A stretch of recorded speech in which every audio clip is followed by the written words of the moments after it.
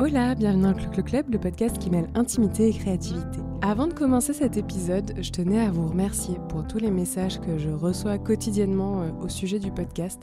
Ça me touche beaucoup et c'est aussi une très belle façon de soutenir des créateurs et créatrices indépendantes. Vraiment, si jamais vous hésitez à envoyer un message à quelqu'un que vous connaissez pas pour lui dire juste simplement « j'aime ton travail », en fait, allez-y. C'est vraiment une bonne façon de nous encourager à continuer à faire ce qu'on fait. Et ça nous permet de mettre un petit peu des ressentis derrière cette masse que représentent les auditrices. Mais revenons à l'épisode du jour, que j'ai enregistré en réalité samedi dernier avec mon acolyte Caroline, suite à un événement qui nous est arrivé à toutes les deux. Et pour lequel on s'est rendu compte qu'on n'avait pas eu tout à fait le même ressenti. Et de fait, vous me voyez venir, j'ai sorti mes micros pour qu'on enregistre un épisode, parce que je pense vraiment que c'est un partage d'expérience qui peut vous intéresser. C'est parti. On était censé organiser un atelier écriture et yoga, que finalement on a été contrainte d'annuler. Et comme j'aime pas rester sur un échec, je me suis dit, viens, on fait un épisode pour parler de ça. Est-ce que tu peux nous raconter un petit peu ce qui s'est passé ? Eh ben, tout remonte à quelques mois où avec Chloé, on a toujours des super projets et on s'est dit, et si on lançait notre 3e édition de notre atelier yoga écriture. Et donc, on a trouvé une date au mois d'avril. Et donc voilà, on s'est dit, pour le printemps, on voulait travailler sur la thématique du rayonnement, de la confiance en soi.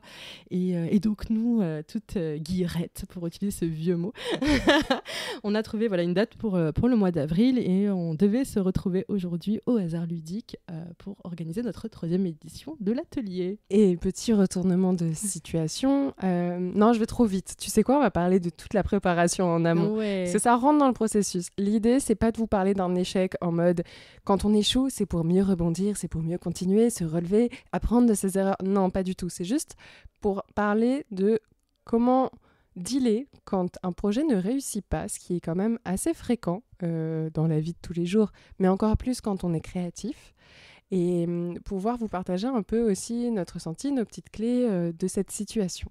Donc si je reprends, il y a quelques mois on a eu cette idée, ça très bien, on a fixé la date, on a fait la réservation, ensuite on s'est vu pour préparer aussi concrètement l'atelier, donc tout ce qui allait être matériel qui était pris en charge, comment est-ce qu'on s'organisait pour ça, pour les carnets d'écriture, les stylos, les tapis de yoga. Exactement, travailler notre thématique aussi, toi avec ton écriture, ton atelier d'écriture, moi avec mon cours de yoga.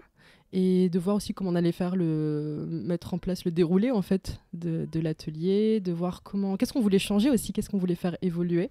Par rapport aux fois précédentes, au nombre d'inscrits aussi, on n'avait pas tout à fait le même volume de personnes que les fois précédentes. Voilà, exactement. Puis on avait changé de format aussi. D'habitude, on était à la régulière à la librairie. Et dans après, le 18e à Paris. Dans le 18e. Et après, on allait dans ma salle de yoga. Donc là, on s'était dit qu'on allait changer et qu'on allait faire dans un lieu unique en fait. Et qu'on avait trouvé le hasard ludique qui est aussi dans le 18e, qui a une belle programmation, une belle dynamique. Donc on s'est dit, voilà, on a trouvé cette date et ce lieu. Surtout qu'on voulait capitaliser en fait sur aussi la communication de ce lieu qui a déjà une audience, qui a déjà un public, déjà une programmation en fait qui est connue pour ça. Contrairement à la régulière par exemple qui a de l'événementiel mais ça reste une librairie café, c'est pas la même ampleur. Là on s'était dit ça pouvait être un moyen aussi d'aller toucher de nouvelles personnes. Et en plus de tout ce travail du coup pour le jour J, on a aussi travaillé tout un plan de com où on a fait des contenus, qu'on s'est vu pour tourner. On a même fait TikTok. Mon privé TikTok. Où je pense que quand je regarde ces TikTok, je hurle de rire. Tu sais que j'ai été obligée de le supprimer car TikTok a supprimé le son. Ah, c'est pas vrai. Et du coup, j'ai pas trouvé d'équivalent qui marchait aussi bien. Oh non. Mais j'ai encore tous les bloopers. Ça, je vous les posterai sur Instagram. Mais ouais, en fait, c'était beaucoup d'investissement aussi. Mais ça, c'est peut-être la première leçon que moi, je tire de cet événement. Quand il y a un doute, il n'y a pas de doute. Exactement. Et en l'occurrence... Il y avait beaucoup de doutes. Moi, il y a eu quand même 2 actes manqués de mon côté en termes de planning. Il faut savoir que j'ai un agenda assez chargé depuis le début de l'année. Et j'ai l'impression qu'il y a toujours une semaine en plus par mois, ce qui n'est pas le cas. Et donc, je me retrouve à avoir des fois 2-3 trucs au même moment, à la même date, sans m'en rendre compte. Et pour ce week-end, j'ai une première fois pas vu que j'étais censée aller à un événement pour le boulot. Finalement, ça ne s'est pas fait, donc ça s'est bien fini. Et la fois d'après, j'ai carrément pris mes billets de train pour aller chez mon grand-père. Et tu sais qu'en plus, ce qui est fou dans cette histoire, on parlait de fluidité, quand quelque chose n'est pas fluide ou quand il y a un doute, pas de doute, c'est que je me rappelais, en plus, on avait réservé la salle quand tu as eu l'histoire du travail. Et j'ai validé juste après. Oui, parce qu'on a fixé la date. On avait la piste avec une date proposée qui était celle-là, du coup. Et moi, j'ai validé en disant, bah ouais, bien sûr, allons-y. Et je t'ai envoyé un vocal le dimanche soir en mode meuf, en fait, je suis pas là ou je sais pas. Et après, tu as eu l'histoire où tu devais aller voir ton grand-père. Et là, ce qui était fou, c'est que en fait, on avait déjà réservé la salle et je me suis dit, ah, c'est pas fluide. Et moi, j'ai un truc dans ma vie où je suis là, ah, ça saoule, c'est pas fluide. Et en fait, je le vois quand c'est pas fluide et on le voit et on le sait toutes, tu vois. Et je pense qu'on l'a su toutes les deux et on s'est dit, c'est pas fluide, mais on est engagés, donc c'est trop tard. Moi, je me suis dit, c'est fou cette date, je l'oublie à chaque fois. Et puis même en termes de préparation, même si on avait déjà préparé beaucoup de choses en amont, j'avais l'impression qu'on était quand même en retard sur juste le travail d'acquisition d'inscrits. Moi, j'étais, pour être tout à fait honnête, un peu à l'arrache sur l'atelier, dans le sens où c'était très clair ce que j'avais envie de faire, écrire aux gens, la façon dont je voulais le faire, mais j'avais encore rien formalisé et mis à l'écrit moi-même. En fait, j'avais pas pris le temps. Et puis, il s'est avéré aussi que ce mois d'avril, côté boulot pour toutes les deux, il a été très intense. Dur, ouais, franchement, on avait quand même une belle charge mentale. Et ce qui s'est passé, c'est qu'on a quand même donc tout lancé. On a eu un très bon accueil d'ailleurs. Merci à toutes et à tous pour les retours sur le format en tant que tel qui vous plaît, pour nos communications, pour notre petit duo. Vraiment, on est prête à faire un petit spectacle là, on tient un truc. Et ce qui était fou, c'est que contrairement aux 2 précédentes éditions, on n'était pas plus connus et on ne s'adressait pas à des personnes différentes. On n'a pas eu le même accueil côté inscription directe. C'est-à-dire qu'on a eu plus de retours élogieux sur tout le travail qui était effectué. Par contre, on a eu très peu d'inscriptions. Très peu d'engagement. Ce qui, moi, m'a paniqué, pour être tout à fait honnête. À 3 semaines de l'événement, voir qu'on avait 6 inscrits, alors qu'on avait une jauge de 12 personnes. Spoiler, 12 personnes, ce serait jamais rentré dans la salle du hasard ludique. Arrêtez de dire que ça peut aller jusqu'à 12. C'est pas fait pour. Moi, j'étais moins paniquée, en fait, parce que c'est vrai que je le vois quand je fais des ateliers de yoga, ça se remplit souvent en dernière minute. Ouais, mais alors, moi, c'est là où je te fais confiance sur cette partie. En même temps, je sais d'expérience sur des événements que pour du yoga, oui, mais les fois précédentes, on était sur des tarifs proches d'un cours de yoga seul. Oui, je pense que on se rémunérait très peu, mais la toute première édition, moi, je l'ai fait à titre gracieux. Vous écouterez l'épisode avec Chloé Thibault. J'ai décidé d'arrêter de travailler gratuitement dans la vie. Puis, en plus, c'était une des autres leçons, c'est que tu parlais tout à l'heure qu'on était dans une période très chargée. Et moi, je sais que j'apprends à mettre beaucoup mes limites dans ma vie. Et en fait, je me suis retrouvée dans un mois d'avril où j'avais juste un week-end de dispo à Paris. Et qu'en fait, on a calé l'atelier à ce moment-là, parce que je me dis, super, comme toi, j'ai l'impression qu'il y a une semaine de plus dans le mois. Et en fait, je pensais pas que le mois allait me ramasser à ce point. C'est-à-dire que dans mon autre boulot que prof de yoga, je travaillais dans l'événementiel à côté. Et en fait, c'était hyper dur. On a énormément travaillé. Et en fait, la charge mentale était immense. Donc, c'est vrai qu'on n'a pas eu le temps, la place, en fait, de faire la communication qu'on voulait. Et on n'avait même pas la place dans notre planning, en fait. Et en fait, tous les événements ont repris au mois d'avril, que ce soit pro, perso, enfin vie sociale, des événements auxquels tu as envie d'assister. Il y avait tout là d'un coup, c'est le printemps, quoi. Tout le monde ressort, il refait beau en plus, ça a aussi joué. Même s'il a aussi beaucoup plu à Paris, très peu surprenant. Mais ouais, tous ces trucs-là, c'est des facteurs assez importants. Et c'est surtout qu'en fait, avec Chloé, on est toutes les deux dans le même cas, c'est qu'on a un travail à temps plein à côté, et moi j'ai une micro-entreprise pour le yoga, et toi tu as ton podcast. Et c'est vrai que parfois, on a envie de tout faire, on a envie d'être partout, on a envie de lancer énormément de projets, alors qu'on a quand même un travail à temps plein, on a une vie sociale à avoir, une vie familiale et tout. Et c'est vrai qu'en fait, on a envie de... Souvent, on se surcharge, en fait. Et moi, c'est quelque chose que j'essaye d'apprendre aussi, c'est faire de l'espace. C'est la deuxième leçon, tu veux dire ? Ouais, je pense que c'est cette leçon qui est aussi... de ralentir. Moi, je sais que toutes mes amies, à chaque fois, me disent « Caro, il est temps peut-être que tu ralentisses un petit peu, il est temps de se reposer. » Donc, je me recharge une seconde et après, je décharge toutes les batteries que j'ai rechargées. Je pense que c'est aussi un trait très classique, et on le voit, chez les personnes passionnées.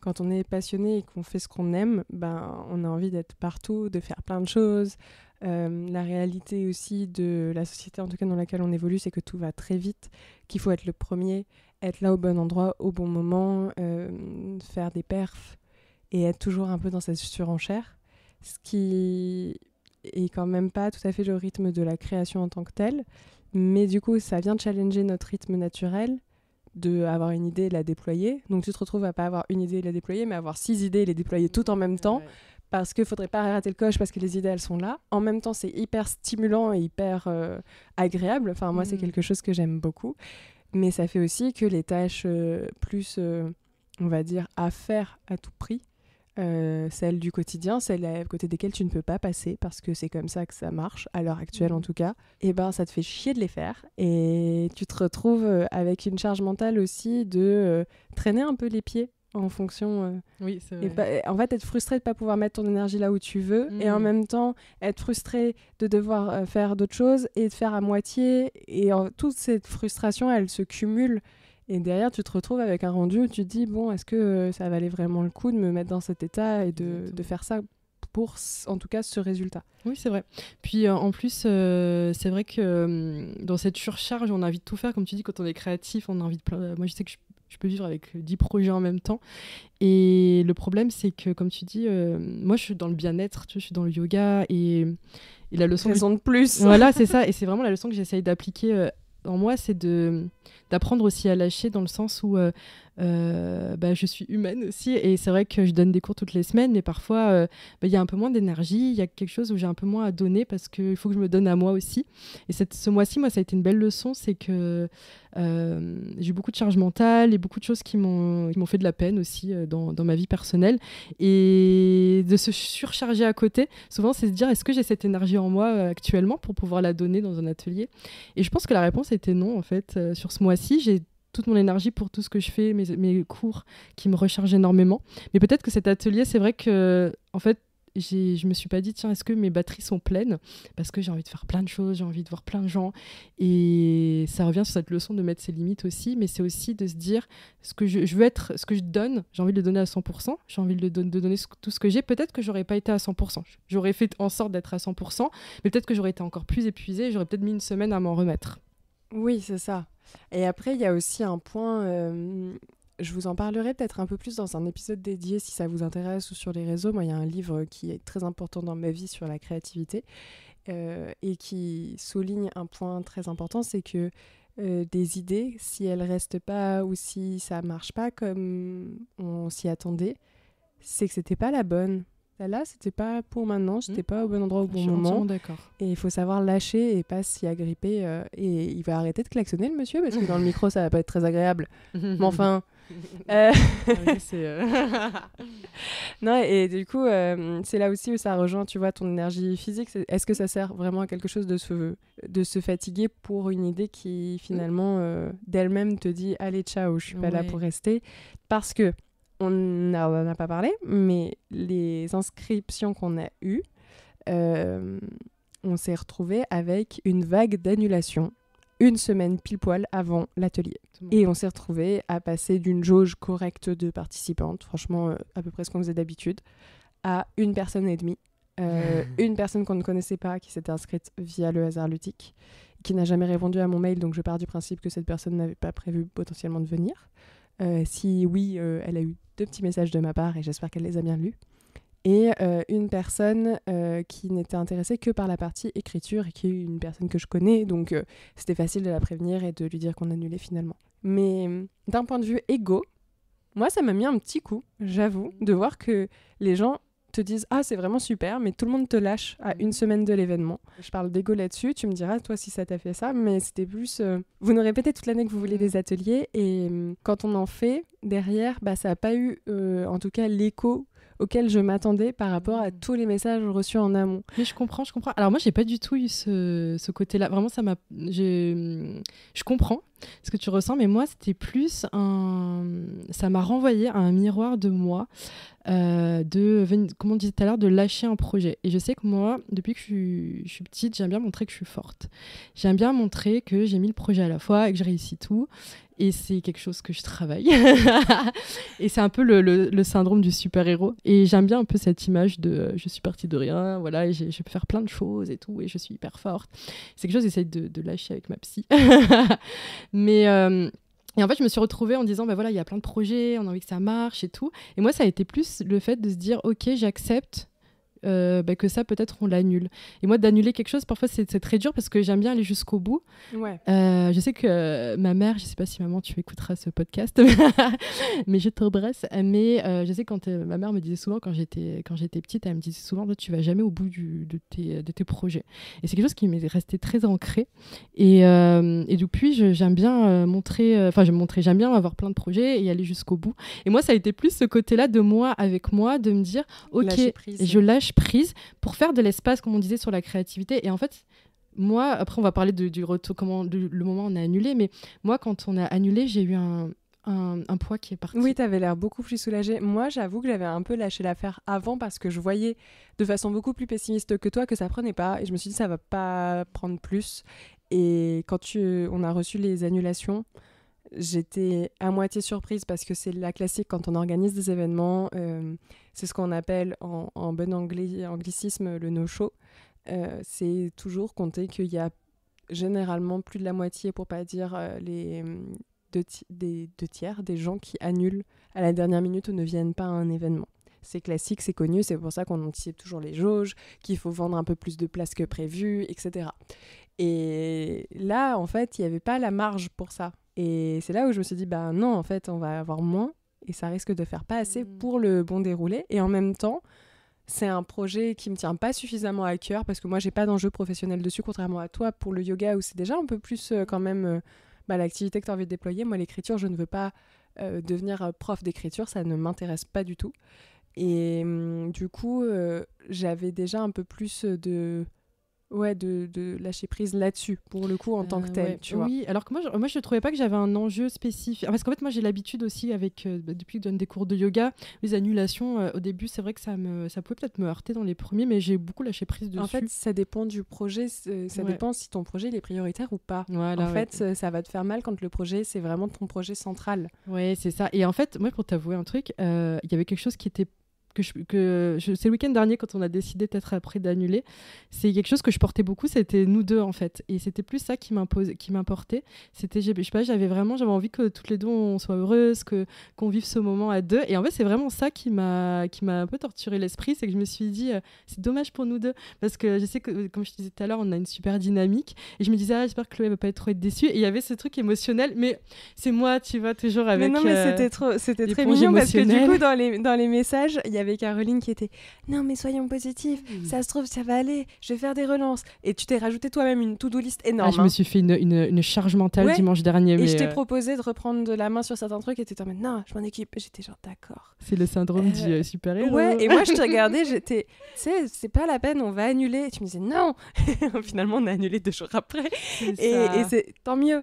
C'est ainsi là qu'on voit qu'il y a une bonne dynamique, et je continue sur mes petites leçons, mais je trouve que c'est aussi une leçon de quand vous êtes vous travaillez avec des personnes, c'est les écouter aussi et trouver un bon équilibre. Nous, on a trouvé ce bon équilibre dans notre façon de travailler, et c'est la première fois qu'on se retrouve confronté à ce cas de figure où c'était très drôle parce que vraiment, c'est rare que j'ai l'impression d'être la plus pessimiste. Je sais que je suis souvent la plus critique d'une situation, mais là, de nous deux, la personne qui était en mode non, mais viens, on arrête, c'était moi, ce qui est très rare.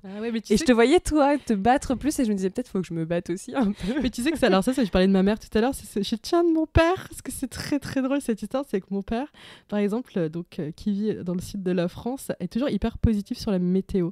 Et en fait, j'ai passé mon enfance à chaque fois quand on voulait aller à la mer, et en fait, il y avait vraiment le Mistral, il y avait vraiment la pluie, une averse et tout. Il dit oh mais non, il va faire beau, t'inquiète. Et à chaque fois, il voulait pas penser, et après il faut bon on annule. Et en fait c'est vraiment, je pense que j'ai pris ça de lui, c'est que je pense qu'il y avait la pluie qui tombait, mais j'étais là mais non, le soleil il va venir, on va aller se dorer la pilule à la plage quoi. et ça c'est vraiment, je pense que je tiens vraiment de mon père. Finalement nous on a eu du grand soleil aujourd'hui, on a pu aller se dorer la pilule au parc, c'était très chouette de voir des copains, et on a annoncé l'annulation du coup 3 jours avant. Ouais, et en fait, moi, ça m'a fait beaucoup de bien. En fait, ça m'a libérée de beaucoup de charge mentale. Mais je me suis même pris des jours de congé le lendemain. Je me suis dit, il faut que je me repose. Et en fait, je me suis ressourcée. Ça m'a fait vraiment du bien. Et surtout de lâcher prise en disant, en fait, c'est la vie. Comme tu disais tout à l'heure, si ce projet-là, il n'a pas fonctionné, c'est pas que c'est un mauvais projet, c'est pas que ça ne plaît pas. En fait, c'est juste que c'est pas le bon moment au bon endroit. Et on en refera d'autres dans d'autres formats ou pas. On verra comment on le sent, en fait. Et aujourd'hui, je trouve que la journée était très alignée. Avec tout ce qu'on faisait, aligné. Je me suis dit, on est au bon endroit là. Manger des fraises. Tout était, le bronzer. timing était parfait. Il y a eu du temps pour tout. Et je me suis dit, ouais, en fait, là, on était alignés, en fait. Il y avait aussi dans le fait de ne pas aboutir le projet, moi, ça m'a pas mal permis de réfléchir et me dire, ouais, mais en termes de stratégie de communication et de marketing, on aurait dû faire ça, ça, ça. Et en fait, j'avais ma petite liste de courses de tous les trucs qu'on aurait pu mettre en place en termes de levier, mais qui demandaient aussi de l'investissement financier. Tu vas faire, j'en sais rien, moi, de la sponsor sur les réseaux, faire un mailing dédié, faire des choses comme ça qui sont mon travail aussi, moi, en parallèle. Et en fait, je me suis dit, mais est-ce que ça vaut le coup de le faire là pour ça ? Franchement, non. Et je suis contente qu'on ne l'ait pas fait parce qu'on aurait perdu de l'argent, sachant qu'on a déjà dû payer la salle, du coup, qui n'était pas remboursable, mais une salle accessible, tu vois. Et c'est surtout que quand tu parles d'argent aussi, il y avait l'investissement, et c'est vrai que ça fait beaucoup travailler sur la notion d'argent aussi, parce que j'en parlais avec ma copine Roxane, on parlait de plein de choses, et ça fait 2 fois qu'elle me conseille, parce que j'avais réservé un truc une fois, j'ai voulu annuler parce que j'étais hyper fatiguée. Elle me dit, mais tu sais, l'argent, c'est que de l'argent, en fait. Et c'est vrai que je me suis dit, j'ai un rapport à l'argent où parfois j'ai peur de manquer de sécurité, ou parfois ça a une grande valeur. Quand j'investis quelque part, c'est vrai que pour moi, c'est l'impression que c'est incroyable. Et en même temps, on n'a pas investi ce qu'on aurait pu investir si on avait voulu. Mais c'est aussi ça, tu vois. C'est-à-dire, finalement, on a investi. Ça a été d'ailleurs justifié le prix de l'atelier. On aurait pu faire beaucoup plus si on avait voulu un succès, si on avait voulu professionnaliser le truc. Voilà, exactement. Moi, c'est des choses que je suis en train de mettre en place de mon côté pour le podcast. Ça ne m'est pas venu à l'idée de le faire pour cet atelier parce que c'était pas une idée prioritaire. Mais en fait, on l'avait mentionné, enfin tu me l'avais mentionné au tout début quand on réfléchissait à l'atelier, puis en plus c'est pas revenu en fait sur les. Je pense qu'en fait en vrai, au bout d'un moment, je pense que toutes les deux en fait, il y avait tellement de choses autour de nous, il y avait trop. En fait, on s'est retrouvés dans une tornade de plein de choses et c'était plus. En fait, on n'arrivait plus à le mettre en priorité. C'est surtout ça, c'est que on n'y arrivait plus parce qu'il y avait plus la place. Et puis toi, tu parlais tout à l'heure du fait d'avoir du mal à lâcher un projet et à ne pas aller jusqu'au bout. Moi, c'est la relation toujours au regard des autres sur tous mes projets. Et c'est vrai que là, en ce moment, c'était déjà compliqué de dealer à côté d'autres choses. J'avais pas besoin de me rajouter à côté cette charge. Oui, c'est ça. Puis, de toute façon, quand tu parles du regard des autres, tu vois, il a déjà de faire ce podcast. C'est chouette. Ah, mais ça, c'est... Alors, autre leçon. Tu es un entrepreneur ? Apprends à rebondir sur ton petit trampoline de l'échec. Vous paierez 100 € par mois et vous aurez des conseils. Je vous fais une formation, le Clo-Clo Coach. Comment un réel peut fonctionner sur Instagram en 2 leçons. Mon rêve, Marie de Brouwer, je t'en supplie, fais un reel comme ça. Je sais que tu en fais sur les entrepreneurs, n'hésite pas. Mais ouais, non, en vrai, tu vois, c'est ce genre de leçon qui s'applique totalement dans ce genre de cas. Et pour moi, dans les projets créatifs au sens large, c'est que effectivement, comment est-ce que tu tournes à ton avantage une situation qui est sur le papier hyper négative, qui en tout cas ne va pas dans le sens que tu attendais. Comment est-ce que tu twistes le truc pour te le réapproprier ou en tirer quelque chose ? Mais quelque chose de concret, pas forcément juste un enseignement de vie, et c'est très sympa, hein. Mais comment est-ce que tu capitalises dessus si c'est possible ? Ça peut être marrant de faire effectivement un épisode où on discute de tout ça, parce que en vrai beaucoup de gens se retrouvent dans cette situation et ça peut être intéressant pour elles et eux de l'entendre, et puis nous ça nous fait un peu marrer parce que là tu vois, on est le jour J, là à cette heure-ci on devrait être en train de faire un atelier, clairement j'ai pas l'énergie, je me dis mais j'aurais jamais tenu, et on est passé donc à la salle, oui, effectivement tout à l'heure, voilà, on a récupéré quand même les clés et là on s'est dit pas de regret. La salle est à côté des toilettes, donc on entendait le flot magnifique de l'eau qui s'évacue, voilà. Des chasses d'eau. Je suis très polie. On n'entendait pas que les chasses d'eau. Et on entendait le bruit de la musique en fait. Il y avait de la musique, je sais pas où exactement, mais parce qu'il y en avait déjà en bas et on l'entendait pas quand on est monté, et puis d'un coup on a vraiment le plafond qui s'est mis à vibrer avec des grosses basses et on a fait mais qui a mis un caisson juste au-dessus. Imagine, on aurait fait la méditation dans ces conditions. Après, le lieu est cool. C'était, encore une fois, accessible. Ils ont été hyper dispo. On a été en contact avec leurs équipes assez vite. Ils ont été super. Voilà. Ils ont fait de la com et tout. Donc, mais voilà, après, c'était une petite anecdote drôle de fin de journée, quoi. Disons qu'on voulait enregistrer le podcast là, à la base, en se disant, c'est pas grave, on va sortir des chaises et l'enregistrer. Et au moment où on se dit ça, il y a eu vraiment les grosses basses. On a fait, allez, on part. On va aller se poser chez Caro, c'est bien mieux. C'est clair. Est-ce que tu as d'autres leçons, toi? J'allais te poser cette question. C'est plus une leçon de toutes les leçons accumulées. Quand il y a des signes, quand vous voyez que vous n'êtes pas investi à fond, écoutez-vous et continuez pas parce que d'autres personnes dépendent de vous, etc. Les autres personnes peuvent trouver des solutions de leur côté. Évidemment, une fois qu'on s'était engagé sur la com et autres, on n'allait pas faire marche arrière l'une ou l'autre indépendamment de notre duo, mais on a beaucoup parlé et on ne se sentait pas prisonnière du fait d'avoir formé un duo sur le projet. Je pense que c'est important aussi de le souligner, c'est pas parce que vous êtes en équipe que vous êtes pieds et poings liés aux autres, même s'il y a une responsabilité à avoir, mais en parler, trouver des ajustements, se répartir les tâches aussi, comment est-ce qu'on s'est réparti les tâches tout au long du projet. C'était beaucoup de communication et je trouve que même dans un projet qui aboutit pas, c'est hyper important. Et comme tu le disais très justement, c'est pas parce que ça aboutit pas qu'on va pas en faire d'autres. Bah oui, mais exactement. Puis c'est vrai qu'en plus, il y a eu cette bonne communication. Il y a eu un peu de stress le week-end dernier. En plus, moi, j'étais très très fatiguée. Et j'ai dit à mes amis avec qui j'étais, je vais rester cette matinée tranquille. Comme ça, je voulais t'appeler. On s'est appelé. On en a discuté posément. Et moi, je sais que ça m'a fait beaucoup de bien. Et moi, en fait, dans les leçons aussi, une dernière leçon que je retiens, c'est que en fait, d'avoir appris à lâcher un projet comme ça, qu'on était à deux, qu'on était investis dans la com et tout, en fait, ça m'a donné une liberté aussi. Moi, c'est une leçon aussi dans ma vie perso, dans ma vie en général, de me dire que parfois, c'est pas parce qu'on est engagé sur quelque chose jusqu'au bout qu'en fait, on peut pas dire stop. Et dans des relations, dans des boulots, enfin dans plein de choses. Et je trouve que ça m'a ouvert un champ des possibles. Comme si je m'étais mis parfois des barrières où tu dis une fois que t'es engagé, c'est fini, tu dois y aller tout droit dans le couloir. En fait, il n'y a rien d'immuable, il y a juste des situations beaucoup plus complexes auxquelles mettre fin parce que tu as des conditions, j'en sais rien, contractuelles, financières, relationnelles, qui sont des vrais freins et c'est vraiment compliqué de passer au-delà. Mais rien, absolument rien n'est irréversible, quoi. Oui, c'est pas parce que tu t'es engagé dans quelque chose, pas irréversible parce que c'est pas le bon terme, vraiment immuable et gravé dans le marbre, quoi. Voilà, gravé dans le marbre, c'est ça. Et je trouve que ça donne une liberté dans la vie où tu te dis, en fait, moi c'est la leçon que je retiens, c'est vraiment, j'ai l'impression que je peux faire plein de choses, je peux lancer plein de choses et je me dis pas, ah là là, une fois que j'ai lancé, c'est fini, je suis allée jusqu'au bout. Enfin, c'est qu'en fait, je peux lancer plein de choses et me dire, à un moment, je peux arrêter, je peux dire stop. Et en fait, je trouve que ça ouvre encore plus le champ des possibles en me disant, ça me donne envie de faire encore plus de choses, tu vois. En fait, souvent, on a peur du regard des autres, mais c'est plus de nous-mêmes qu'on a peur. Moi, du jugement que je me mets sur moi-même. Drop the mic. Merci beaucoup, Caro. Merci, Chloé. Merci d'avoir écouté le Clo-Clo Club. Attention, c'est pas tout à fait fini, ne coupez pas. Abonnez-vous au podcast s'il vous a plu, partagez-le un maximum autour de vous, écoutez d'autres épisodes et n'hésitez pas aussi à m'envoyer un petit message du coup en DM sur les réseaux sociaux. Je suis sur Insta, TikTok et Threads @Clo-Clo Club. Moi, je vous dis à mercredi prochain avec un nouvel épisode. Bye!